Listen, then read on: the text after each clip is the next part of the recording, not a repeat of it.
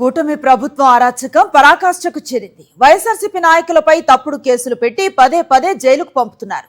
ఒకసారి జైలుకు పంపినా కూటమి నేతల పగ చల్లారటం లేదు. అందుకే మరోసారి తప్పుడు కేసును బనాయించి చిలకలూరిపేట నియోజకవర్గానికి చెందిన వైఎస్ఆర్సీపీ నాయకుడు కోటిరెడ్డిని జైలుకు పంపారు.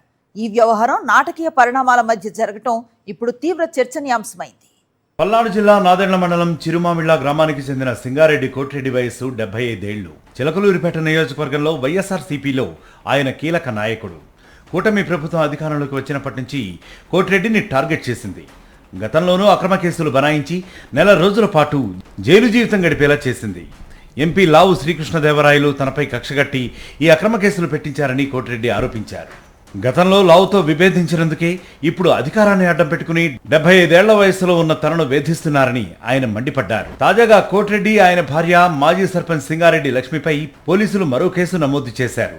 ఆర్డబ్ల్యూఎస్ నిధులతో పాటు పంచాయతీ నిధులు, ఆర్ఓ ప్లాంట్ ఆదాయాన్ని దుర్వినియోగం చేశారంటూ ఓ తప్పుడు నివేదిక సృష్టించారు. వాస్తవానికి పంచాయతీ నిధులు డ్రా చేయాలంటే సర్పంచ్తో పాటు సెక్రటరీకి జాయింట్ అకౌంట్ ఉంటుంది. ఇద్దరూ సంతకం చేస్తేనే డబ్బులు విత్డ్రా అవుతాయి.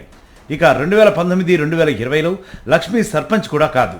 అలాగే టీడీపీ నేత గాదె శివరామకోటిరెడ్డి ఆర్ఓ ప్లాంట్ నిర్వహిస్తూ 19 లక్షలకు పైగా ఆదాయాన్ని వాడుకున్నట్లు ఫిర్యాదులో ఉన్నప్పటికీ పోలీసులు మాత్రం లక్ష్మిని A1గా, కోటిరెడ్డిని A2గా, ఆ టీడీపీ నేతను A3గా చేర్చారు. చెప్పవరు ఉన్న సెక్రటరీని, యథేచ్ఛగా తిరుగుతున్న టీడీపీ నేతను వదిలేసి ఆసుపత్రిలో చికిత్స పొందుతున్న వృద్ధ దంపతులను టార్గెట్ చేయడం పోలీసుల పక్షపాత వైఖరిని స్పష్టం చేస్తోంది. కోటిరెడ్డితో పాటు ఆయన భార్యను ఆసుపత్రి నుంచి అదుపులోకి తీసుకున్న పోలీసులు కేవలం కోటిరెడ్డిని మాత్రమే కోర్టులో హాజరుపరిచి హైడ్రామాకు తెరదించుతూ భార్యను కూడా కోర్టులో పెడితే సానుభూతి వస్తుందనే భయంతో ఆమెను పక్కన పెట్టి కోటిరెడ్డికి మాత్రమే 14 రోజులు రిమాండ్ విధించేలా చేశారు.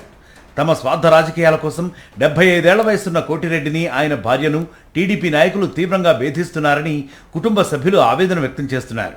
ఎన్ని కేసులు పెట్టినా భయపడేది లేదని తేల్చి చెబుతున్నారు. రాజకీయ కక్ష సాధింపు చర్యల్లో భాగంగానే వృద్ధులైన వైఎస్ఆర్సీపీ నేత కోటిరెడ్డి దంపతులపై ఈ అక్రమ కేసులు బనాయించారనే విమర్శలు వ్యక్తమవుతున్నాయి. చట్టాన్ని తమకు అనుకూలంగా మలుచుకుంటూ సాగిస్తున్న ఈ అరాచకాలను ప్రజాస్వామ్యవాదులు తీవ్రంగా ఖండిస్తున్నారు.